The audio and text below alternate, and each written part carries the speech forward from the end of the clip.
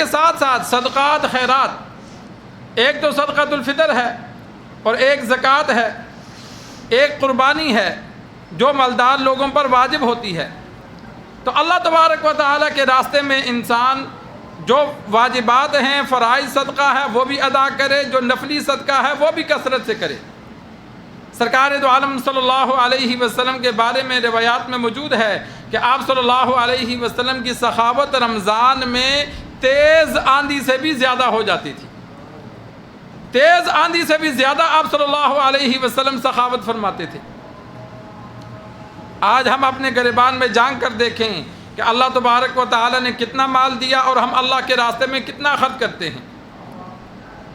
سرکار دو عالم صلی اللہ علیہ وسلم نے بنی اسرائیل کے ایک شخص کا واقعہ بیان فرمایا کہ وہ چل رہا تھا، سفر کر رہا تھا بیابان علاقے میں، تو آسمان سے بادل کو آواز آئی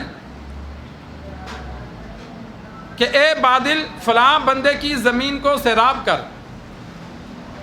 ایک مخصوص جگہ میں آسمان سے پانی آیا، بارش برسی، پانی جمع ہوا، وہاں سے نالیوں سے ہوتے ہوئے چل پڑا۔ تو وہ بندہ اس پانی کے پیچھے چل پڑا کہ میں دیکھتا ہوں کہ یہ غیبی جو مدد ہے یہ پانی کس کی طرف جا رہا ہے۔ کافی چلنے کے بعد آگے اس نے دیکھا کہ ایک بندہ اس پانی کو اپنے کھیتوں کو لگا رہا ہے۔ پانی جب پہنچا تو وہ اپنے باغات میں وہ پانی لگا رہا ہے۔ اب دیگر باغات کے لیے پانی نہیں، اس کے باغ کے لیے پانی پیچھے سے آ گیا۔ اس کو نہیں پتا جو لگا رہا ہے یہ پانی کدھر سے آیا، وہ تو اپنی روٹین وائز جو پانی آتا ہے اپنے باغ کو لگاتا ہے۔ اس نے سلام دعا کی، پوچھا تیرا نام کیا ہے؟ اس نے کہا میرا یہ نام ہے۔ پھر پوچھا تو نے میرا نام کیوں پوچھا، تجھے کیا ضرورت پڑی؟ اس نے کہا میں نے نام اس لیے پوچھا ہے کہ میں نے بادلوں میں آواز سنی تھی کہ بادلوں کو حکم ہوا کہ فلاں بندے کے باغ کو سیراب کرو، تو اور کہیں بارش نہیں ہوئی۔ یہ پانی زمین سے نکلنے والی نہر کا نہیں ہے، یہ آسمان سے فلاں جگہ بارش ہوئی، وہاں سے یہ نالیوں میں جمع ہو کر تیرے باغ تک آیا جو تو آگے لگا رہا ہے۔ تو ایسا تو کون سا عمل کرتا ہے کہ اللہ تبارک و تعالی نے یہ غیب سے تیرے لیے مدد فرمائی؟ اس نے کہا میں تو کچھ نہیں کرتا، میں تو یہ باغ پر محنت کرتا ہوں، جب فصل آتی ہے، پھل آتا ہے تو اس کے 3 حصے کرتا ہوں۔ ایک حصہ اسی باغ میں دوبارہ بیج کے طور پر یا خرچے کے طور پر جو اگلی فصل آنے تک لگتا ہے وہ رکھتا ہوں کہ اگلی فصل آنے تک اس زمین پہ میرا اتنا خرچہ ہوگا تو وہ میں پھل علیحدہ کر دیتا ہوں۔ دوسرا یہ کہ ایک حصہ میں اپنے گھر کے لیے رکھتا ہوں کہ اگلی فصل آنے تک میرے گھر کا اتنا خرچہ ہے تو میں اتنا اپنے لیے رکھ لیتا ہوں، اور جو تیسرا حصہ ہے وہ میں اللہ کے راستے میں غرباء پہ خرچ کر دیتا ہوں۔ یہ میری ترتیب ہے، شاید اللہ کو یہ پسند آئی ہو۔ آج ہم اپنے مال کے کتنے حصے کرتے ہیں؟ انسان یہ دیکھے، مال جمع کرنا منع نہیں ہے،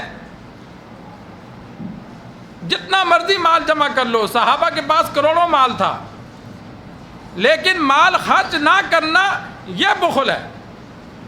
ایک اللہ تبارک و تعالیٰ اگر کسی کو کھلی مقدار میں مال دیتا ہے تو وہ جتنا بھی مرضی جمع کر لے، وہ منع نہیں ہے، لیکن خرچ نہ کرنا یہ بخل ہے۔ زکوٰۃ نہ دینا، صدقۃ الفطر نہ دینا، یا کوئی مجبور مستحق سامنے آیا اور اسے نہ دینا، یہ مسئلہ ذہن نشین کر لیں کہ زکوٰۃ کے علاوہ بھی، صدقۃ الفطر کے علاوہ بھی مال خرچ کرنا لازم ہوتا ہے جہاں انسان کو کوئی مجبور نظر آئے۔ دیکھا یہ مجبور ہے، اس کو ضرورت ہے، تو مالدار پر لازم ہے کہ وہ اس کی مدد کرے جتنی کر سکتا ہے۔ ٹوٹل خرچ دینا لازم نہیں ہے، جتنی اس کی توفیق ہے۔ قرآن مجید میں 2 جگہ اللہ تبارک و تعالی نے فرمایا وَفِي أَمْوَالِهِمْ حَقٌّ لِلسَّائِلِ وَالْمَحْرُومِ، تمہارے مالوں میں اللہ نے غرباء کا حق رکھا ہے۔ کون سے غرباء؟ لِلسَّائِلِ وَالْمَحْرُومِ، مانگنے والے اور نہ مانگنے والے۔ سائل سے مانگنے والا مراد ہے کہ جو یہ عام روٹین وائز مانگنے والوں کو دینا گناہ ہے، کیونکہ وہ گناہ کرتے ہیں اور گناہ میں مدد کرنا بھی گناہ ہے۔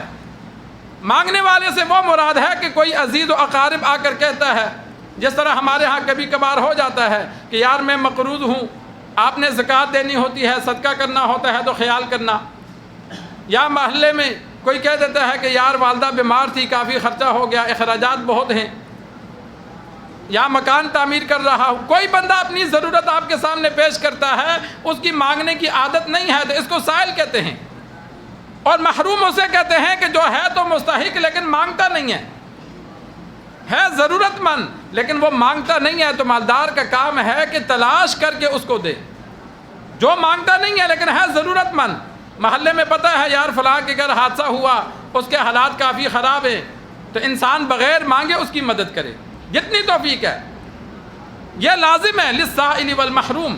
اگر انسان ان کی مدد نہیں کرے گا طاقت ہونے کے باوجود تو وہ اللہ کے ہاں مجرم ہے۔ صحابہ کتنا